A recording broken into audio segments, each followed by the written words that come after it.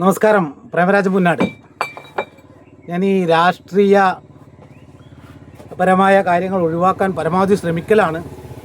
ഇനി എനിക്കൊരു 3 കാര്യം കൂടി പറഞ്ഞിട്ട് ഞാൻ ഇനി എന്തെന്നായാലും പരമാവധി ഒഴിവാക്കാൻ ശ്രമിക്കുകയാണ്.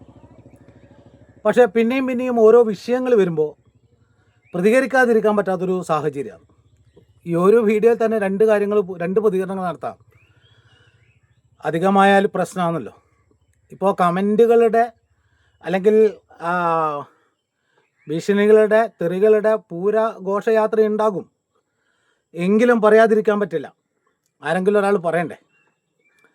കെ രാഗേഷ് വീണ്ടും വന്നു. നീ എവിടെ പരിപാടി നടത്തിയാലും ഇതാണല്ലോ എന്ന് പറയുന്ന അവസ്ഥയിലേക്ക് എത്തി. ഞാൻ കഴിഞ്ഞ ദിവസം പറഞ്ഞ പോലെ നിന്നെ ഇതിനൊന്നും കൊള്ളില്ല ദാസ എന്ന് തെളിയിക്കുന്ന അവസ്ഥയിലേക്ക് എത്തിയിട്ടുള്ളത്. അപ്പോൾ ആദ്യം പറയാനുള്ളത്, നമ്മുടെ CPIM-ൻ്റെ കേന്ദ്ര കമ്മിറ്റി യോഗം നടന്നുകൊണ്ടിരിക്കുകയാണ്. CPIM-ൻ്റെ കേന്ദ്ര കമ്മിറ്റി യോഗത്തിന് ഇന്നലെ ജനറൽ സെക്രട്ടറി MA ബേബിൻ്റെ ഒരു പ്രസ്താവന കണ്ടു. ആ പ്രസ്താവന ഇങ്ങനെയാണ്. അദ്ദേഹം പറഞ്ഞത്, നേതാക്കന്മാരിലും പാർട്ടി അണികളിലും പാർലമെൻറ്റേറിയൻ മോഹം വന്നിട്ടുണ്ട്. അവർക്ക് ബോധവൽക്കരണ ക്ലാസ് എടുത്തു കൊടുക്കണം. ചിരിക്കുകയല്ലാണ്ട് എന്താ ചെയ്യേണ്ടത്? ബോധവൽക്കരണ ക്ലാസ് ആർക്ക് കൊടുക്കണം? നമ്മുടെ നാട്ടിലുള്ള ബ്രാഞ്ച് സെക്രട്ടറിക്ക്, ലോക്കൽ കമ്മിറ്റി, ലോക്കൽ സെക്രട്ടറി മുതൽ ഏരിയ കമ്മിറ്റി മുതൽ അങ്ങോട്ടുള്ള ആളുകൾക്ക് ബോധവൽക്കരണ ക്ലാസ് കൊടുക്കണം. ബഹുമാന്യനായ സഖാവ് MA ബേബിയോട് അഭ്യർത്ഥിക്കാനുള്ളത്, നന്നാക്കാനും ബടക്കാക്കാനും ഒന്നുമല്ല, ഒരു അഭ്യർത്ഥന.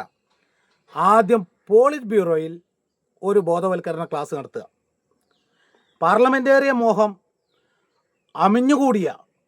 കുന്നുകൂടിയ സ്ഥലമാണ് പോളിറ്റ് ബ്യൂറോ. ഇനി ആരാണ് എന്താണെന്ന് പറയേണ്ട ആവശ്യമില്ലല്ലോ.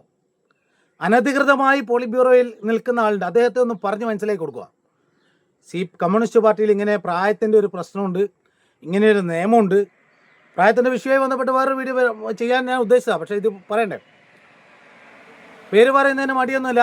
ആദ്യം സഖാവ് പിണറായി വിജയനെ ബോധ്യപ്പെടുത്തുക, അവരെ ബോധവൽക്കരിക്കുക, അദ്ദേഹത്തിന് അവയർനെസ് കൊടുക്കുക. ഒരു പ്രായം കഴിഞ്ഞാൽ മാറി നിൽക്കണമെന്ന് പാർട്ടിക്ക് ഇങ്ങനെ ഒരു നിയമമുണ്ട്. പ്രതിപക്ഷ നേതാവ് സ്ഥാനത്ത് നിന്ന് മാറി നിൽക്കണം. ഇതൊക്കെ ജനങ്ങളുടെ അഭിലാഷവും കൂടിയാണ്. അപ്പോൾ അതുകൊണ്ട് അദ്ദേഹത്തെ ബോധവൽക്കരിക്കുക. പോളിറ്റ് ബ്യൂറോയിൽ അവിടെ വേറൊരാളുണ്ട്, സംസ്ഥാന സെക്രട്ടറി, അദ്ദേഹത്തെയും ബോധവൽക്കരിക്കപ്പെടുക. അവർ രണ്ടുപേരെയും ബോധവൽക്കരിച്ചതിന് ശേഷം സംസ്ഥാന സെക്രട്ടറിയിലേക്ക് വരിക. ഏതാനും ചില ശുംഭന്മാരുണ്ടല്ലോ, അവിടേക്ക് വന്നിട്ട് അവിടെയും സംസ്ഥാന കമ്മിറ്റിയിലും ബോധവൽക്കരിക്കുക. അവിടെയാണെങ്കിൽ പാർലമെൻറ്റേറിയൻ മോഹത്തിൻ്റെ ആളുകളുള്ളത്. നിങ്ങൾ ഉദ്ദേശിച്ച് വരുന്നത് തളിപ്പറമ്പ് പയ്യന്നൂരുള്ള MLA ആണെന്നറിയാം. അതിനേക്കാൾ അപ്പുറമല്ലേ ഇവിടെ. അവർ അതിനകത്തുനിന്ന് പുറത്തു പോയല്ലോ. അപ്പോൾ ആദ്യം ബോധവൽക്കരിക്കേണ്ടത് പോളിറ്റ് ബ്യൂറോയിൽ അനധികൃതമായി കയറി നിൽക്കുന്ന ആളെ ഒഴിവാക്കാൻ വേണ്ടി തൻ്റെ അടുത്തോടെ പറയാൻ വേണ്ടത്. അല്ലാണ്ട് ഇവിടെ അണികളുടെ മേക്കിട്ട്, ഇവിടുത്തെ ബ്രാഞ്ച് സെക്രട്ടറിൻ്റെ മേക്കിട്ട് വന്നിട്ട് നിങ്ങളെ ബോധവൽക്കരിക്കണം എന്ന് പറഞ്ഞ് നമ്മളോട് പാർലമെൻറ്റേറിയൻ മോഹം പാടില്ല സഖാവേ, അത് പാടില്ല, പാർട്ടി എന്ന് പറഞ്ഞു കഴിഞ്ഞാൽ സേവനമാണ് എന്ന് പറയുമ്പോൾ ആദ്യം അവിടെ മോന്തായം റെഡിയാക്കുക. അപ്പോൾ വളവെല്ലാം നിർന്നോളൂ ഇങ്ങോളും. മറ്റൊന്ന്, ഇന്നലെ കെ രാഗേഷിൻ്റെ പ്രസംഗമാണ്. MP രാജേഷിൻ്റെ പ്രസംഗം വേറെയുണ്ട്. ഈ രാജേഷുമാരിലെയും രാഗേഷുമെല്ലാം ഇങ്ങനെ ആവുന്നുണ്ടോ എന്ന് സംശയമാണ്. ഇതൊന്നും പ്രതികരിക്കാൻ വലിയ പ്രയാസമാണ്. BJPയുടെ വോട്ട് കൊണ്ടാണ് പയ്യന്നൂരിൽ വിജയിച്ചത് എന്നാണ് പുതിയ കണ്ടെത്തൽ. അപ്പോൾ നിങ്ങൾ തന്നെയല്ലേ പറഞ്ഞത് സ്ഥാനാർത്ഥി നിർണയത്തിൽ തെറ്റുപറ്റി. സംസ്ഥാന സെക്രട്ടറിയും അതുപോലെ തന്നെ സെക്രട്ടേറിയറ്റ് മെമ്പറായ MP, അന്ന് ജില്ലാ സെക്രട്ടേറിയറ്റിലെ മുമ്പ് നിങ്ങളെക്കാൾ മുമ്പേ ജില്ലാ സെക്രട്ടേറിയറ്റിൽ MP ജയരാജൻ ഉൾപ്പെടെ പറഞ്ഞത് അവിടെ പാളിച്ച സംഭവിച്ചു എന്ന്. എന്നിട്ട് നിങ്ങളിപ്പോൾ പറയുന്നത് BJPൻ്റെ വോട്ട് കൊണ്ടാണ് ജയിച്ചതെന്ന്. അപ്പോൾ പയ്യന്നൂർ മണ്ഡലത്തിൽ BJP ശക്തമാണോ? ഇതാരോടാ പറയുന്നതെന്നും കൂടി നിങ്ങളും ചിന്തിക്കണം. ഇപ്പം ചില ആൾ കമൻറ്റിലൊക്കെ ചോദിക്കും, നീ അവിടെ പോയിനോ? എനിക്കറിയാമെന്നല്ലോ. എനിക്ക് അറിയുന്ന ചില ആളുകൾ കുഞ്ഞിക്കൃഷ്ണന് വേണ്ടി പ്രവർത്തിക്കുകയും വോട്ട് ചെയ്ത ആളുകൾ അവിടെ പങ്കെടുത്തിട്ടുണ്ട്. ഭൂരിപക്ഷം ആളുകളും അങ്ങനെയുള്ളവരാ. അവരൊക്കെ BJP ആണെന്നാണ് നിങ്ങൾ ചിത്രീകരിക്കുന്നത്. അവരെ നിങ്ങൾ BJP ആക്കുകയാണോ? പല കേന്ദ്രങ്ങളിൽ നിന്നും കുഞ്ഞിക്കൃഷ്ണന് വോട്ട് മറിഞ്ഞത് പാർട്ടി കേന്ദ്രത്തിൽ നിന്ന്, പാർട്ടീൻ്റെ ഉറച്ച മണ്ഡലത്തിൽ നിന്നാണ് BJPൻ്റെ വോട്ട് കൊണ്ടാണ് വിജയിച്ചത്. എത്രയാണ് BJPൻ്റെ വോട്ട് കഴിഞ്ഞ തവണ? ഇത്തവണ എത്രയാണ്? 2000-3000 വോട്ട് അങ്ങോട്ടും ഇങ്ങോട്ടും മാറിയിട്ടുണ്ടാവും. അത് പേരാവൂർ മണ്ഡലത്തിലായാലും അങ്ങനെയാണ്, എല്ലായിടത്തും അങ്ങനെയാണ്. എങ്ങനെയാണ് ധർമ്മടത്ത് BJPക്ക് ഭൂരിപക്ഷം വർദ്ധിച്ചത്? ഭൂരിപക്ഷമല്ല, അതായത് വോട്ട് വർദ്ധിച്ചത് ആരുടെ വോട്ടാ? കോൺഗ്രസ് ആണെങ്കിൽ നല്ല വോട്ടും പിടിച്ചിട്ടുണ്ട്. 6 റൗണ്ട് പിണറായി പിന്നോട്ട് പോയതാ. അപ്പോൾ പിന്നെ അവിടെ എന്താ സംഭവിച്ചത്? വെറുതെ അങ്ങനെ മൈക്ക് കാണുമ്പോൾ, മാധ്യമങ്ങളെ കാണുമ്പോൾ എന്തൊക്കെ പറയും, നിങ്ങൾ പിണറായി വിജയൻ പറയുന്ന പോലെ പറ, ഈ കോലും കൊണ്ട് എൻ്റെ അടുത്ത് വരല്ല, എനിക്ക് പറയാൻ കഴിയില്ല എന്ന് പറ.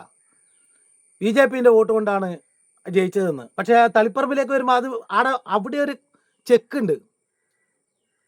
അത് പ്രശ്നമാണ്. കാരണം തളിപ്പറമ്പിൽ പയ്യന്നൂർ എന്തും പറയാം, പക്ഷെ അങ്ങോട്ട് കയറിക്കൂടാ, മേലോട്ട് പോയിക്കൂടാ. എന്നാലും നിങ്ങളിങ്ങനെ ജനങ്ങളെ പരീക്ഷിക്കരുത്.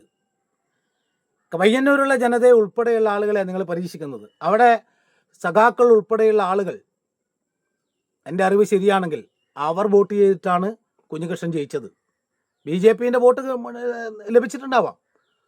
കോൺഗ്രസ് ഒരു തരത്തിലേക്ക് UDF വരാത്ത 30,000, 35,000, 40,000 അങ്ങനെ വോട്ടിന് താഴോട്ട് നിൽക്കുന്നിടത്തു നിന്നാണ് 50,000 വോട്ടിൻ്റെ ഭൂരിപക്ഷത്തെയും 40,000 വോട്ടിൻ്റെ ഭൂരിപക്ഷത്തെയും മറികടന്ന് 7,000, 8,000 വോട്ടിൻ്റെ ഭൂരിപക്ഷത്തിന് വരുന്നത്. എന്നിട്ടാണ് പറയുന്നത് ഇനി അവിടെയും ഒരു മറ്റേ SLR ആണെന്ന് പറഞ്ഞുകൂടെ നിങ്ങൾക്ക്? എന്നാൽ പിന്നെ അങ്ങനെയെങ്കിലും പറ, ഇത് BJPൻ്റെ വോട്ട് കൊണ്ടാണ് എന്ന് പറഞ്ഞ് വർഗീയ ശക്തികളുടെ ഇതിലേക്ക് കയറി നിങ്ങൾ ആരെയാണ് പൊട്ടന്മാരാക്കുന്നത്?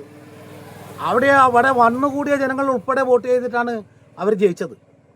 അപ്പോൾ ആദ്യം ബോധവൽക്കരിക്കേണ്ടത് ഇവിടെയാണ്. പാർലമെൻറ്റേറിയൻ മോഹം ഉള്ളതുകൊണ്ടാണ് ജില്ലാ സെക്രട്ടറി സ്ഥാനത്ത്, സംസ്ഥാന സെക്രട്ടറി സ്ഥാനത്ത്, പോളിറ്റ് ബ്യൂറോയിൽ അനധികൃതമായി കയറിയിരിക്കുന്നത്. അവരെ ബോധവൽക്കരിക്കുക, അവരോട് മാറി നിൽക്കാൻ പറയുക.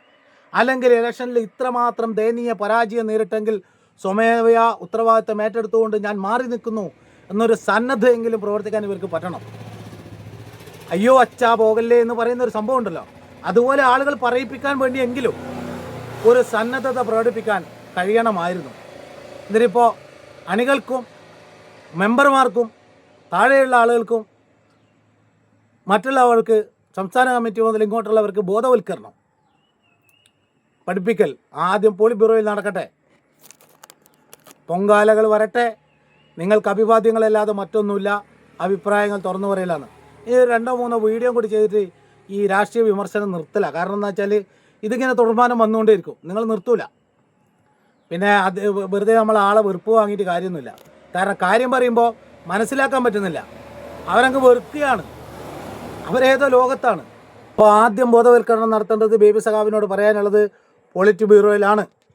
സംസ്ഥാന സെക്രട്ടറി, പോളിറ്റ് ബ്യൂറോയിൽ കിടക്കുന്ന സംസ്ഥാന സെക്രട്ടറിയും പ്രതിപക്ഷ നേതാവിനെയും ബോധവൽക്കരിപ്പിച്ച് സ്ഥാനങ്ങളിൽ നിന്ന് മാറ്റി നിർത്തുക. എന്നിട്ട് ജനങ്ങളിലേക്ക് വരിക, സംസ്ഥാന കമ്മിറ്റിയിലേക്ക് വരിക. ചാനൽ സബ്സ്ക്രൈബ് ചെയ്ത് ബെൽ ബട്ടൺ എനേബിൾ ചെയ്ത് ഷെയർ ചെയ്ത് നിങ്ങളുടെ അഭിപ്രായങ്ങൾ കമൻ്റായി രേഖപ്പെടുത്തി ചാനലിനെ സപ്പോർട്ട് ചെയ്യണം, സഹായിക്കണം എന്ന് അഭ്യർത്ഥിക്കുന്നു.